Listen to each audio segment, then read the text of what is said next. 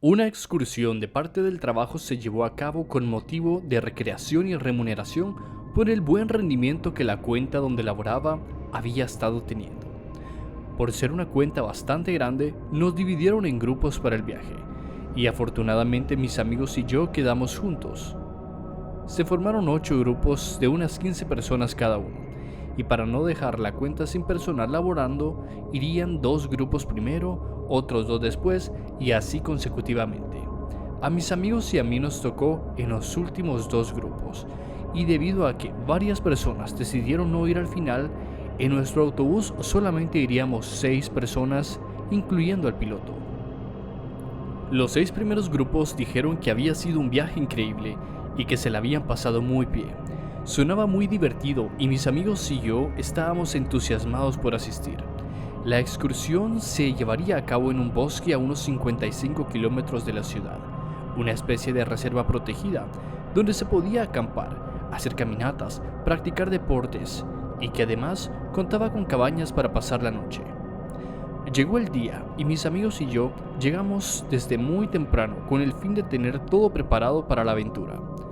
Pasó aproximadamente media hora y todos los demás compañeros habían llegado, así que los autobuses conducidos por don Efraín y don Santiago estaban listos para iniciar el viaje. A nosotros nos tocó en el autobús conducido por don Efraín, quien aseguraba que llegaríamos primero al destino. Don Santiago, por otra parte, decía que no era competencia y que lo importante era la seguridad de los pasajeros. Sin embargo, don Efraín lo convenció por medio de una apuesta en la que el piloto que llegara de último tendría que cubrir el turno del ganador en la próxima excursión. Don Efraín, muy confiado, dijo que nuestro grupo sería el que llegaría primero, ya que el GPS le había arrojado una ruta alterna con la que ahorraríamos algo de tiempo y llegaríamos antes al lugar. Todos aceptamos e iniciamos el recorrido. Salimos a las 17 horas teniendo planeado llegar al atardecer y acampar esa noche en el lugar. En esa época del año oscurecía muy rápido y tan pronto íbamos a medio camino el sol comenzó a ponerse rápidamente. Una de las ventajas del camino por donde íbamos era que estaba bastante solo y no veíamos carros muy seguido. Pero lo malo fue que estaba poco iluminado y por unas partes bastante maltrecho. El GPS indicaba que faltaban aproximadamente 40 minutos para llegar al destino. «¿Ya ven como si llegaremos antes?», dijo don Efraín con una sonrisa de satisfacción en su rostro. Para ese entonces, el sol ya se había puesto totalmente, y nuestra única luz eran los faros del autobús que iluminaban el camino vacío y silencioso. Luego de aproximadamente 10 minutos, sin motivo aparente, las luces del autobús se apagaron y el sistema eléctrico comenzó a fallar, por lo que don Efraín no tuvo más remedio que detenerse y orillarse para inspeccionar lo que estaba ocurriendo con el vehículo. El antes mencionado se bajó del autobús y mi amigo Pedro y yo, al tener un poco de conocimiento de mecánica, bajamos junto con él. En el autobús se quedaron mis amigos, Katy, Melanie y Gabriel. Justo al estar abriendo el capó del autobús, este volvió en sí repentinamente y pensamos que tal vez solo fue un fallo de la batería o que se había calentado durante todo el trayecto. Así que solo agregamos un poco de refrigerante y continuamos con nuestro viaje. Pero al cabo de unos cuantos kilómetros más, la señal de nuestros teléfonos comenzó a fallar y lo mismo ocurrió con el GPS del vehículo. Así que el piloto comenzó a conducir recordando la ruta en su memoria. Pero después llegamos a un cruce donde el camino se dividía en dos. Don Efraín no recordaba cuál camino debía seguir, así que por instinto escogió el camino de la derecha. El antes mencionado condujo por aproximadamente 20 minutos y pensó que por el tiempo transcurrido ya deberíamos haber llegado, pero sin GPS era imposible saber cuánto faltaba. Luego de eso, el autobús empezó a quedarse sin combustible, así que el piloto detuvo el vehículo, colocando las luces de emergencia y bajó a cargar combustible, a lo que todos aprovechamos para bajar a orinar. Las chicas decidieron alejarse un poco e ir detrás de unos pequeños arbustos que yacían a unos 25 metros. Gabriel y yo nos quedamos esperando a las chicas mientras don Efraín y Pedro seguían cargando combustible. Melanie regresó y preguntamos dónde estaba Katy. a lo que Melanie contestó que seguía en lo suyo y que necesitaba su privacidad. Luego de unos 6 minutos y ver que Katy no regresaba, Gabriel, su novio, se dispuso a ir a buscarla y ver por qué tardaba tanto. Pero al llegar detrás de los arbustos no había nadie, solamente su bolso de mano, a lo que Gabriel comenzó a gritar su nombre. ¡Katy! ¡Katy! ¿Dónde estás? Repentinamente, ella apareció detrás de él, asustándolo en tono de broma. «Acá estoy», dijo sonriendo.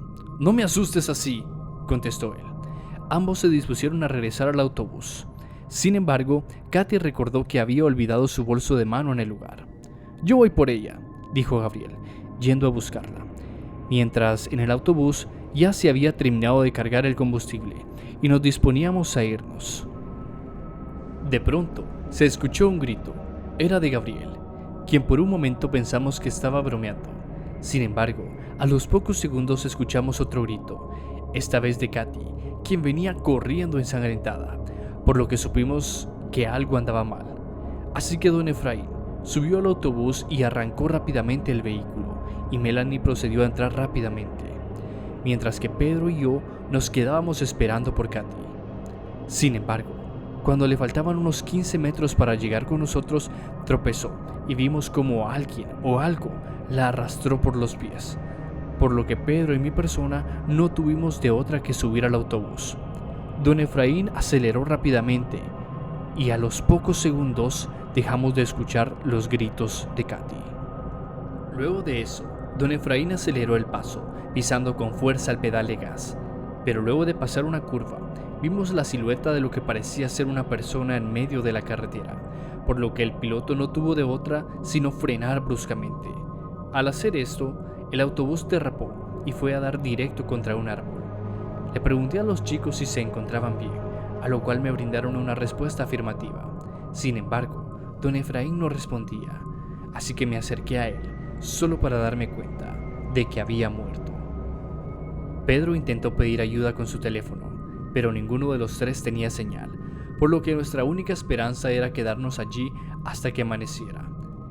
Pero a la distancia se escuchó una risa, y no provenía de ninguno de nuestros dos amigos que habían sido capturados.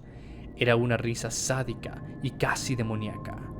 La puerta del autobús estaba rota, y muchas de las ventanas también. Así que de inmediato supimos que lo que sea que estuviera allá afuera vendría por nosotros, y por la condición del autobús no tendría dificultades para entrar. Así que rápidamente salimos del autobús para escondernos entre los arbustos lejos del camino. Ya escondidos y a la distancia pudimos observar una silueta con figura humana acercarse al autobús. La criatura estaba cubierta de pelos y parecía medir unos 2 metros aproximadamente. Esta vio en el interior del vehículo y se percató de que no había nadie en el interior, excepto el cuerpo sin vida de don Efraín. Luego de esto, accidentalmente Melanie pisó una rama y la criatura se dio cuenta de nuestra presencia, por lo que corrió hacia donde estábamos. Los tres corrimos lo más rápido que pudimos, tratando de escapar de aquella criatura, pero Pedro tropezó con la raíz de un árbol y la criatura lo alcanzó, mientras que Melanie y yo caímos por un acantilado no muy alto y por suerte sobrevivimos. A la lejanía escuchamos los gritos de Pedro, quien había sido atrapado por la criatura. Melanie y yo nos escondimos en una cueva muy pequeña con la esperanza de sobrevivir al día siguiente, y así fue. Al amanecer, nos dispusimos a encontrar la ruta de vuelta a casa, siguiendo una pequeña brújula que llevábamos. Y para nuestra buena fortuna, unos cazadores andaban por allí a esa hora, y sus abuesos nos encontraron. Los dueños llegaron rápidamente y nos preguntaron qué nos había ocurrido, y les comentamos lo sucedido. Ellos indicaron que en su aldea nadie sale de noche al bosque debido a una criatura que habita la zona, y que fue un milagro que nosotros dos sigamos con vida. 5 años han pasado desde aquel suceso, y Melanie y yo contrajimos matrimonio, y tenemos una preciosa niña. Hoy vamos camino a acampar a aquel lugar que hace 5 años atrás debíamos ir, pero esta vez tomaremos la ruta tradicional. Y mi consejo para ti, si viajas por las montañas, es que nunca vayas por la ruta corta.